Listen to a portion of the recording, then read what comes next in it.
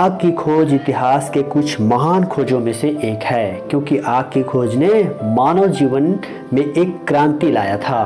आग की सहायता से ही आदि मानव जंगली जानवरों को डराया करते थे, अधपके मांस को पकाकर खाया करते थे और ठंड में हाथ पैरों को सेका करते थे।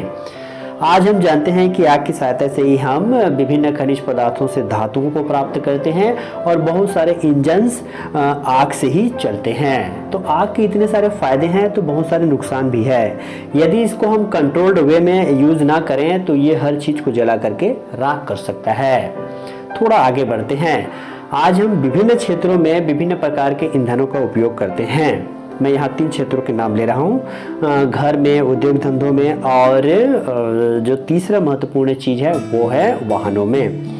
तो क्या आप कुछ ऐसे ईंधनों के नाम बता सकते हैं? हो सकता है आपकी सूची में गोबर के कंडे हो, पेट्रोल हो, डीजल हो, केरोसिन हो, एलपीजी हो, सीएनजी हो या लकड़ी हो, जिन्हें हम मुख्य रूप से 3 भागों में डिवाइड कर सकते हैं: solid fuel, liquid fuel and gaseous fuel.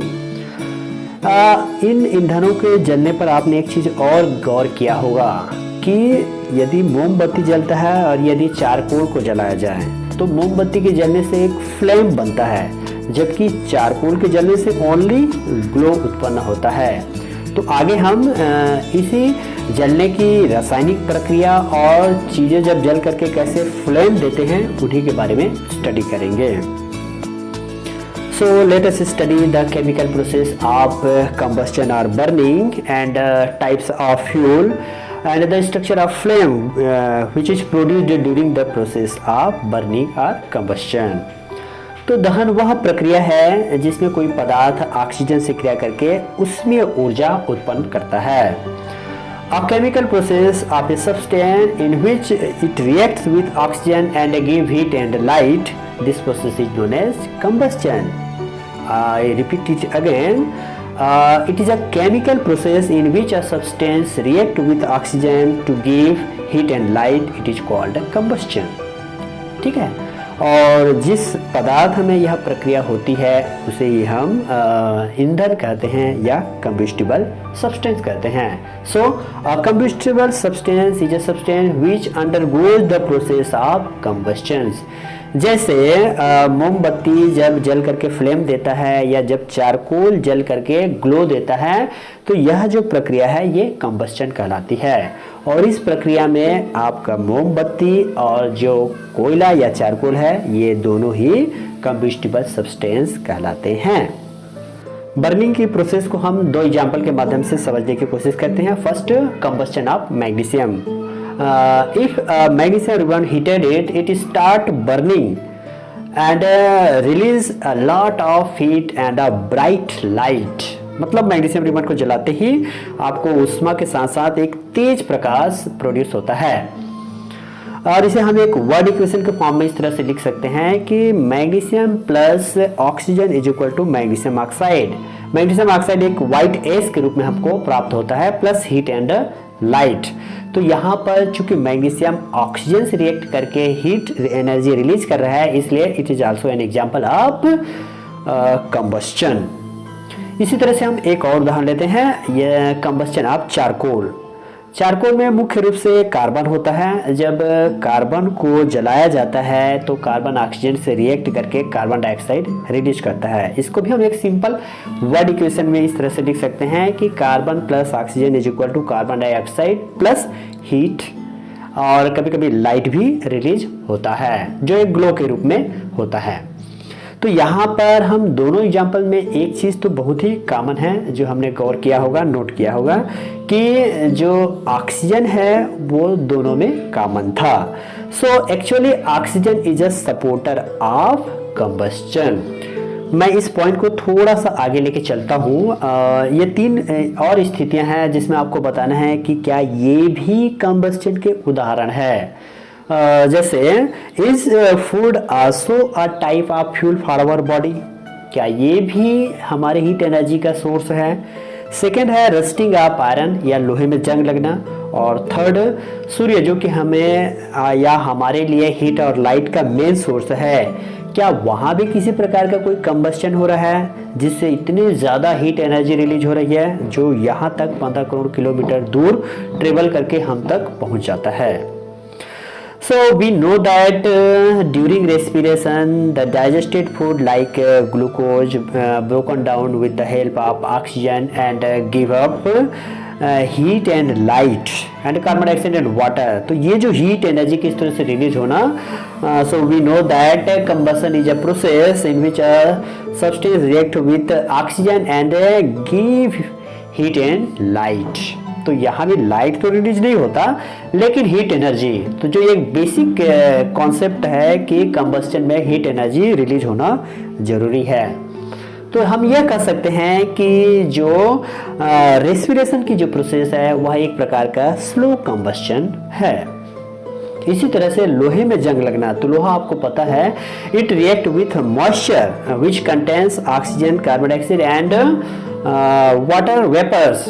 Okay, so it reacts and made hydrated iron oxide. तो यह भी जो है बहुत धीमी प्रक्रिया है और बहुत ही कम मात्रा में हीट एनर्जी रिलीज होता है, तो इसे भी हम स्लो कंबस्टन मान सकते हैं। और जो सूर्य से प्राप्त होने वाली उष्मा है उसका जो मुख्य कारण है वो एक केमिकल प्रोसेस नहीं है बल्कि it is a type of nuclear reaction, जिसे आप आगे के क्लास में और ज़्यादा डिटेल से पढ़ेंगे। उसमें भी बहुत ज़्यादा हीट एनर्जी रिलीज होता है जिसमें हाइड्रोजन के दो छोटे छोटे जो न्यूक्लियस होते हैं वो आपस में कंबाइन होकर के फ्यूजन के थ्रू बहुत ज़्यादा हीट एनर्जी रिलीज होता है। तो हम ये कह सकते हैं कि ये किसी प्रकार का कोई कंबस्टन नहीं है बल्कि यह तो एक प्रकार का न्यूक्लियर रिएक्शन है। Take a piece of paper, apply lighted matchstick to this paper. We will find that the piece of paper start burning. It means that it shows the process of combustion. मतलब उसमें दहन की प्रक्रिया हो रही है। But when we take a piece of stone and again apply the lighted matchstick, we will find that the piece of stone does not burn। It means that it don't undergo the process of combustion। मतलब उसमें दहन की कोई प्रक्रिया नहीं हो रही है। So on the basis of their burning there are two type of substance, the substance which undergoes the process of combustion, these substances are known as combustible substance, it is also called fuel। और बहुत सारे examples हैं जिन्हें हम तीन भागों में divide कर सकते हैं, solid fuel, liquid fuel and gaseous fuel. Wood and charcoal is a type of solid fuel but petrol, diesel, kerosene these are the examples of liquid fuel. इसी तरह से एलपीजी और जो सीएनजी गैसेस होते हैं ये आपके गैसियस फ्यूल हैं। इसी तरह से the substance which do not undergo the process of combustions, these substances are known as non-combustible substance like soil, cement, glass, stone, metals। ये जो कुछ एग्जांपल्स है जिनमें इस प्रकार की कोई जलने की प्रक्रिया नहीं होती है तो इन्हें हम नॉन कंबस्टिबल सब्सटेंस कहते हैं। There are three conditions which is necessary for combustion to take place, that is first the presence of combustible substance या कोई फ्यूल का उपस्थित रहना which can burn, and second the presence of a supporter जो कि हवा या oxygen हो सकता है, और third heating of the combustible substance to its ignition temperature। कहने का मतलब ये तीन मुख्य चीज़ें हैं जिससे कि जलने की प्रक्रिया हो सकती है। एक है ईंधन की उपलब्धता, दूसरा है ऑक्सीजन या air, and third it's ignition temperature या जिसे हम ज्वलनताप कहते हैं। तो पहले कंडीशंस देखते हैं, the presence of fuel. Fuel सबसे पहला शर्त है दहन के लिए। अगर किसी पदार्थ में कंबस्शन की प्रोसेस हो सकती है, अगर वो प्रेजेंट है तो वो तुरंत आग पकड़ लेगा। इसलिए जहाँ कहीं भी आग लगता है हमारे लिए यह जरूरी है कि वहाँ पर उपस्थित जितने भी कंबस्टिबल सब्सटेंस हैं उनको हम अलग करें, जैसे लकड़ी, फर्नीचर, पेपर, कपड़े इत्यादि को, जिससे आग को आसानी से बुझाया जा सके।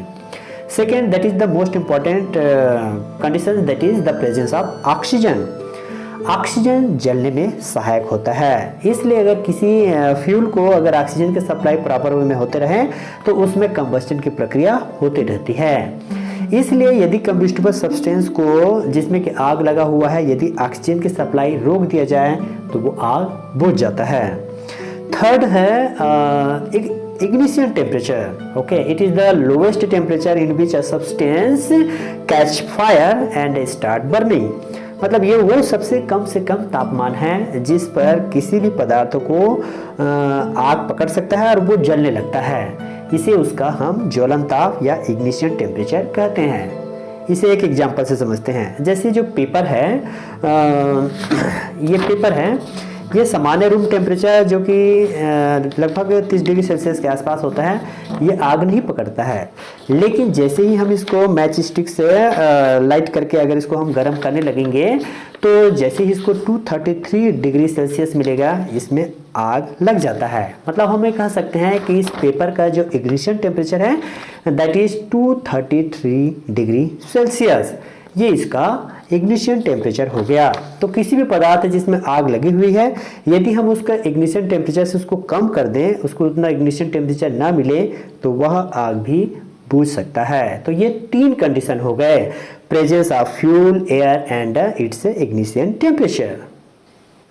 इसे एक और उदाहरण के द्वारा समझते हैं। जैसे आपने देखा होगा कि जो सूखी पत्तियां होती हैं उसमें आसानी से आग लग जाता है, जबकि जो हरे पत्तियां होती हैं, ग्रीन लीव्स होते हैं, उसमें इतने आसानी से आग नहीं पकड़ता है। इसे हम ये भी कह सकते हैं कि बारिश के दिनों में जो लकड़ियां होती हैं उनको आसानी से आग नहीं पकड़ता है। तो इसका कारण ये है कि जो सूखी पत्तियां होती हैं it have a very low ignition temperature, इसलिए उनको जैसे ही हम थोड़ा सा हीट देते हैं तो वो उसको जैसे इग्निशन टेम्परेचर मिलता है वो तुरंत आग पकड़ लेता है। लेकिन जो हरी पत्तियां होती हैं, ग्रीन लिप्स होते हैं, इट कंटेन्स मॉइस्चर, इसका मतलब ये है कि वो हीट को ज़्यादा एब्जॉर्ब करती हैं।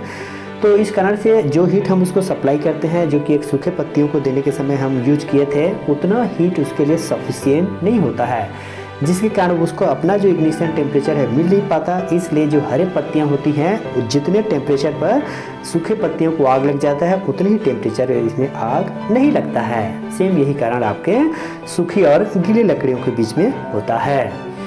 इसी प्रकार से एक और घटना होती है कि जो फास्फोरस है जिसका इग्निशन टेम्परेचर बहुत कम होता है, लगभग 35 डिग्री सेल्सियस के आसपास, इसलिए रूम टेम्परेचर से थोड़ा सा ज़्यादा अगर टेम्परेचर इंक्रीज होता है तो ये आसानी से आग पकड़ लेता है। और चूँकि दिन में रोशनी ज़्यादा रहती है, यह जनरली हमको दिखाई नहीं देता है, लेकिन रात के समय अगर टेम्परेचर थोड़ा सा इंक्रीज हो तो हमें हल्की सी रोशनी कहीं पर जलती हुई दिखाई दे सकती है। जनरली कभी कभी हम इसको भूत जैसे कुछ घटना ऐसे बता दिया जाता है, जो कि इसके पीछे कोई लॉजिक नहीं है। इसके पीछे साइंस ये है कि जो फास्फोरस होता है it react with oxygen and produce heat and small amount of light, वही लाइट हमको दिखाई देता है, जिसे हम लोग फास्फोरेसेंस कहते हैं, स्फुरदीप्ति कहा जाता है। तो ये इसमें स्वतः होने वाली एक प्रक्रिया है जिसे हम लोग स्पॉन्टेनियस कंबस्शन भी कहते हैं। तो ये सब जो है वो उनका इग्निशन टेम्परेचर से रिलेटेड है। यदि किसी भी पदार्थ को उसका इग्निशन टेम्परेचर मिल जाएगा तो वो आसानी से आग पकड़ सकता है। मेरे हाथ में यह मैच बॉक्स है और आइए हम जानते हैं कि इस मैच बॉक्स और इग्निशन टेम्परेचर में आपस में क्या संबंध है।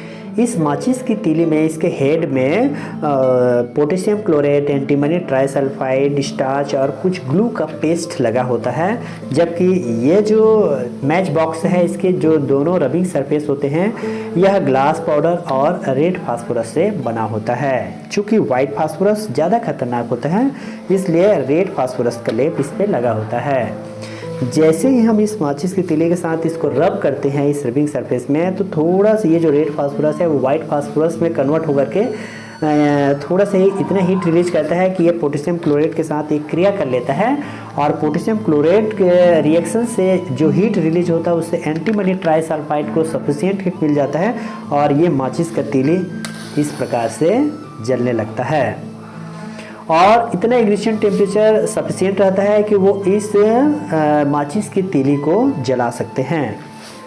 इसी तरह से हम माचिस की तीली के द्वारा केरोसिन में या पेपर को आसानी से जला सकते हैं, क्योंकि इसके द्वारा जो हीट रिलीज होता है वो सफिशिएंट होता है कि चूँकि केरोसिन का इग्निशन टेम्परेचर लो होता है और पेपर का भी लो होता है, इसलिए इसके द्वारा जितना हीट रिलीज किया जाता है वो आसानी से उनको इग्निशन टेम्परेचर के बराबर हो जाता है और वो आग पकड़ लेते हैं। इसी तरह से छोटे छोटे जो लकड़ी के टुकड़े या सूखी पत्तियां होती हैं वो भी सफिशिएंट होता है इतना इग्निशन टेम्परेचर, लेकिन अगर हम कोयला को या लकड़ी के बड़े टुकड़े को अगर हम माचिस की तीली के साथ जलाना चाहेंगे तो उनका इग्निशन टेम्परेचर काफ़ी ज़्यादा होता है।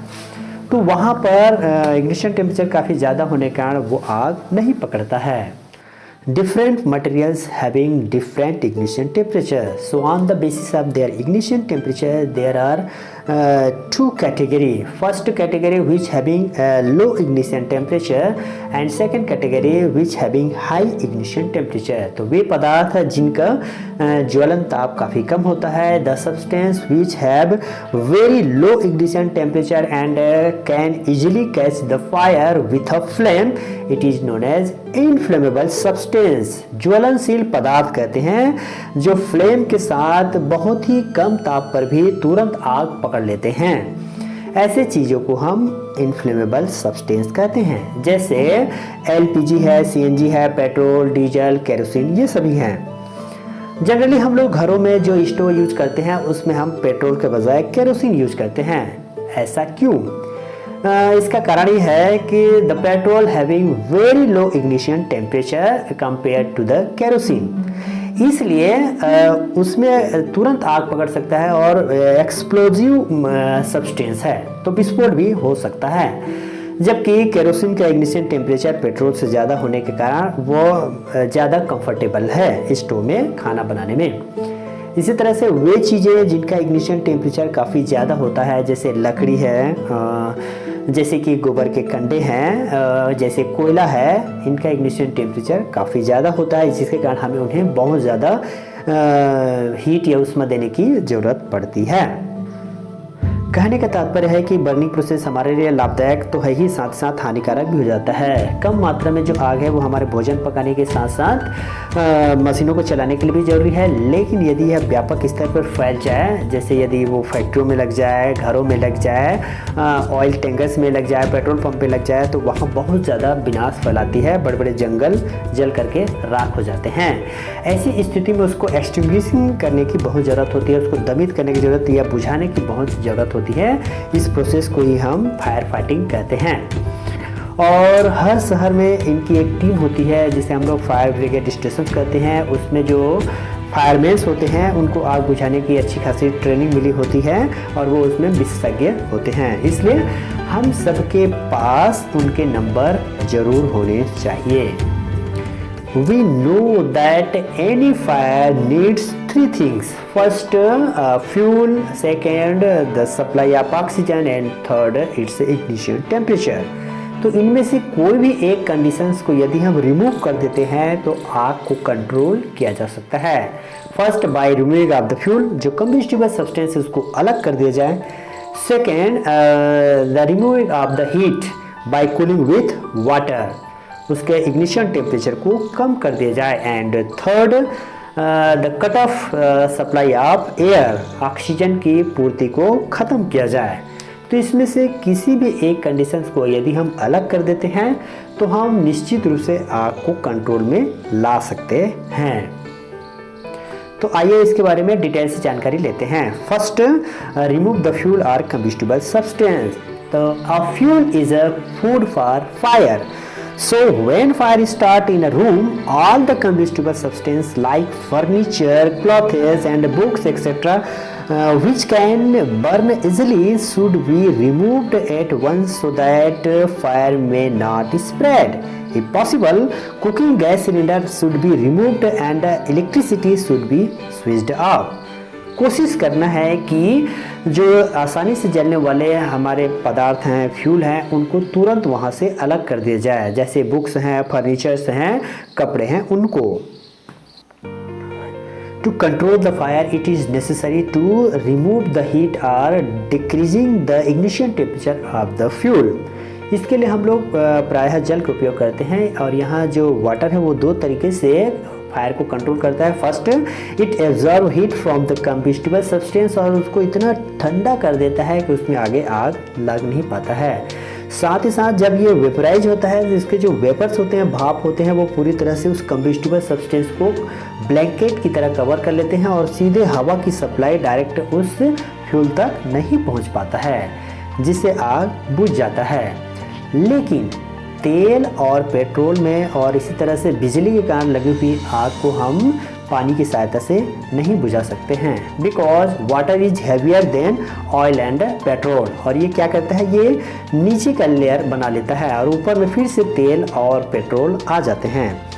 तो इसलिए जो लगा हुआ आग है वो कंटिन्यू रहता है और हम तेल और पेट्रोल में लगी हुई आग को पानी की सहायता से नहीं बुझा सकते। इसी तरह से अगर हम बिजली से लगी हुई किसी कारण से शॉर्ट सर्किट से अगर आग लगा हुआ है या किसी इलेक्ट्रिकल इक्विपमेंट में आग लगी हुई है तो हम उसको पानी से नहीं बुझा सकते, क्योंकि आपको मालूम है कि पानी में भी कुछ मिनरल्स होते हैं जो इलेक्ट्रिसिटी को कंडक्ट करते हैं, जिसके कारण जो फायर फाइटिंग में लगा हुआ पर्सन है उसको भी शॉक लग सकता है।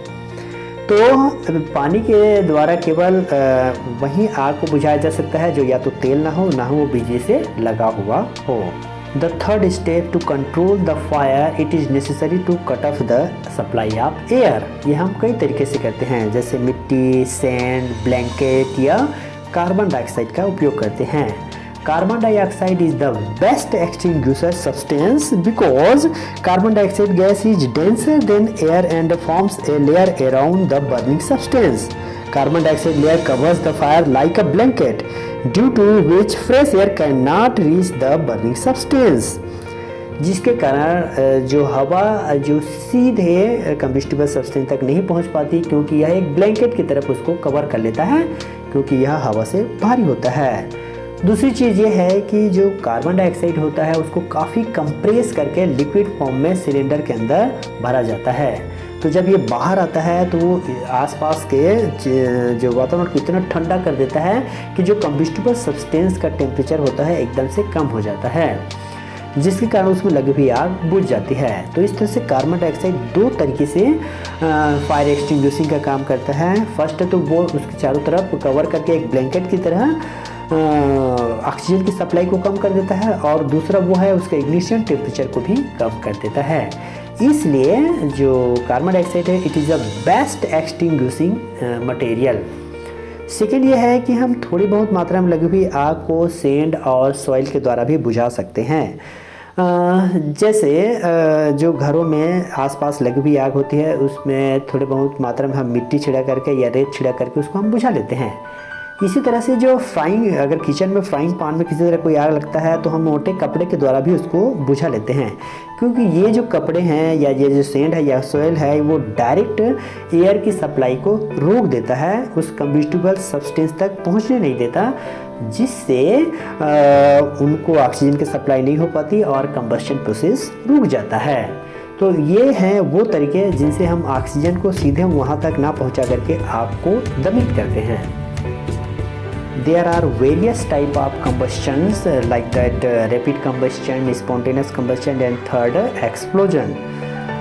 First, rapid combustion. The combustion in which a substance burns rapidly and produce heat and light with the help of external heat. For example, burning of LPG and burning of kerosene and candle. And second, spontaneous combustion is a combustion in which a substance burns spontaneously and produce heat and light without the help of external heat.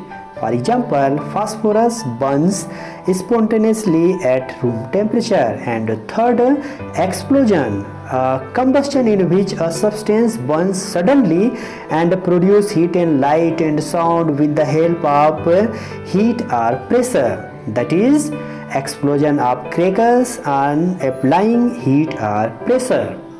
तो कहने का तात्पर्य है कि जो किसी external source से heat मिलने पर बहुत तेज गति के साथ जलने लगता है, that is the rapid combustion. जैसे हम स्टोव में जब हम केरोसिन ऑयल से जलाते हैं तो हम जैसे ही एक्सटर्नल हीट देते हैं वो बहुत तेज़ गति से जल करके हीट और लाइट रिलीज करता है। इसी तरह से एलपीजी गैस में भी इसी तरह से रैपिड कंबस्शन होता है। दूसरा है स्पॉन्टेनियस कंबस्शन। तो यहाँ पर एक जैसे रूम टेम्परेचर पर अपने आप से जो फास्फोरस है उसमें आग लग जाता है, किसी तरह की कोई एक्सटर्नल हीट की उसको ज़रूरत नहीं पड़ती है और वो हीट और लाइट रिलीज करता है। वैसे बहुत सारे जो स्पॉन्टेनियस कंबस्शन है हमारे जो प्रकृति में होते रहते हैं वो हमारे लिए बहुत नुकसानदायक होते हैं। जैसे कोल माइंस में अचानक से जो कोल गैस में वहाँ के रूम टेम्परेचर पर ही आग लग जाने के कारण बड़े बड़े विस्फोट हो जाते हैं। इसी तरीके से जो फॉरेस्ट फायर है, जब सूरज की गर्मी से टेम्परेचर इतना ज़्यादा इंक्रीज हो जाता है कि वो अपने आप से आग पकड़ लेता है। तो ये सभी जो प्रोसेस हैं ये स्पॉन्टेनियस कंबस्शन के उदाहरण है। और जो एक्सप्लोजन होता है इसमें याद रखिएगा बहुत रैपिड कंबस्शन तो होता ही है, लेकिन ये एक्सटर्नल हीट या प्रेशर के कारण ये बहुत ही ज़्यादा हीट, लाइट, साउंड और साथ ही साथ गैसेस भी रिलीज करते हैं। जैसे जो हम क्रैकर्स फोड़ते हैं तो उसमें साउंड के साथ साथ हीट, लाइट और गैस भी रिलीज होता है। एक और महत्वपूर्ण टर्म है वो है fuel. A material which is Burns to produce heat is called fuel, or the substance which undergoes the process of combustion it is called fuel। जैसे लकड़ी है, कोल है, petrol, diesel, LPG, CNG etcetera. और ये जो फ्यूल हैं जो मुख्य सोर्स होते हैं हमारे हीट एनर्जी के, जिससे कि हम घरों में भी खाना बनाते हैं, हमारे सारे मोटर गाड़ियों में भी जो एनर्जी चाहिए वो हमें इसी फ्यूल से मिलते हैं। यही जो फ्यूल है जैसे कोल से मिलने वाला फ्यूल है, जिससे हमको इलेक्ट्रिसिटी भी मिलता है और इसी इलेक्ट्रिसिटी से बहुत सारी चीज़ें रन करती हैं। और ये सारे फ्यूल को हम मुख्य रूप से 3 भागों में डिवाइड कर सकते हैं: सॉलिड फ्यूल, लिक्विड फ्यूल और गैसियस फ्यूल। सॉलिड फ्यूल जैसे कि लकड़ी है, चारकोल है, ये सॉलिड फ्यूल के एग्जाम्पल हो गए, जबकि लिक्विड फ्यूल में पेट्रोल, डीजल, केरोसिन एक्सेट्रा और सीएनजी और एलपीजी ये हमारे गैसियस फ्यूल के एग्जाम्पल्स हैं। यही फ्यूल हैं जो हमारे हीट एनर्जी के सबसे बड़े स्रोत हैं। Let's get some information about fuel. A material which burns to produce heat is called fuel, or the substance which undergoes the process of combustion is called fuel, like CNG, LPG, petrol, diesel, kerosene, wood, charcoal, coal, etc. कुछ ऐसे fuel हैं जिसको हम सीधे अपने घरों में भोजन बनाने के लिए भी उपयोग में लाते हैं, जैसे कि एलपीजी है, केरोसिन है। जबकि कुछ हम वाहनों में उपयोग में लाते हैं, पेट्रोल, डीजल है। जबकि कुछ ऐसे फ्यूल होते हैं जो कि स्टीम जनरेट करके इलेक्ट्रिसिटी प्रोड्यूस करने में उपयोग में लाए जाते हैं, जैसे कि कोल है।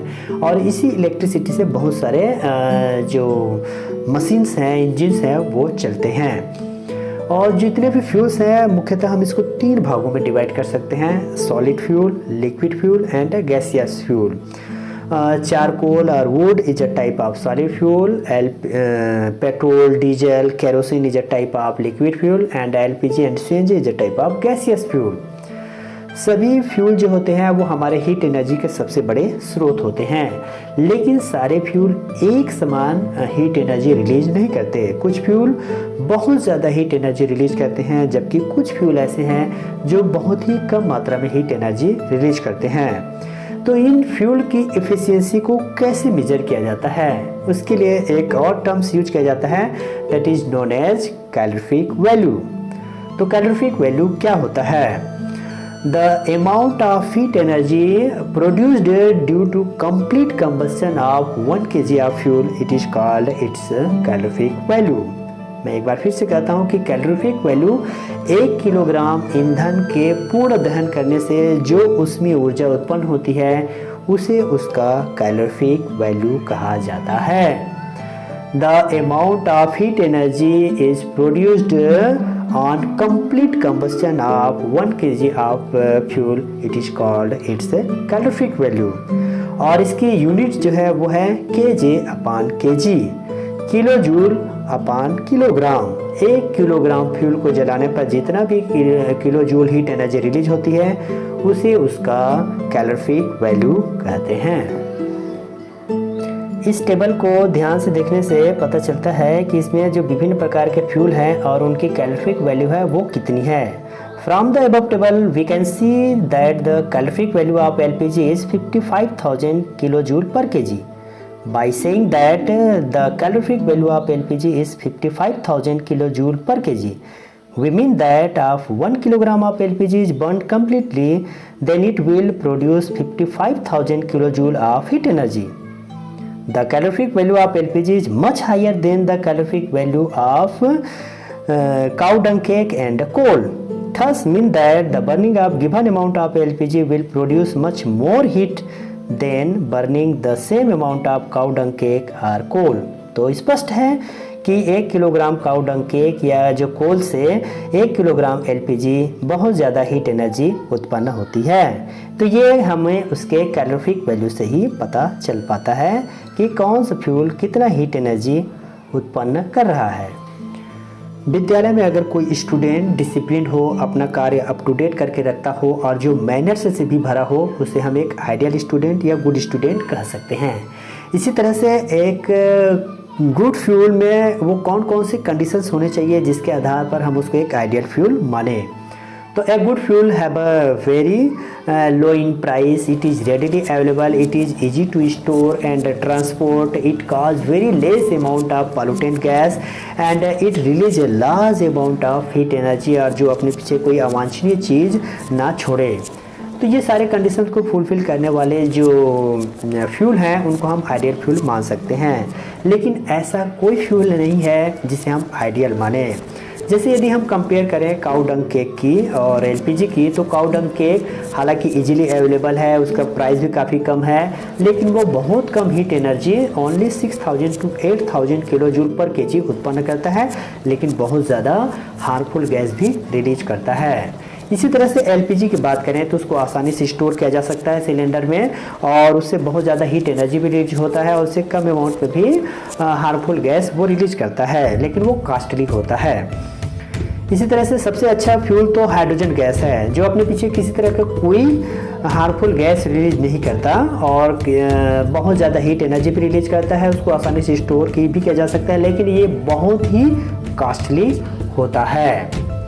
तो जो सीएनजी गैस है, it is called cleaner fuel, हम उसको एक स्वच्छ ईंधन और अच्छा ईंधन कहते हैं, क्योंकि वो बहुत ही कम हार्मफुल गैस रिलीज करता है, जिसके कारण सीएनजी को एक क्लीनर फ्यूल कहा जाता है।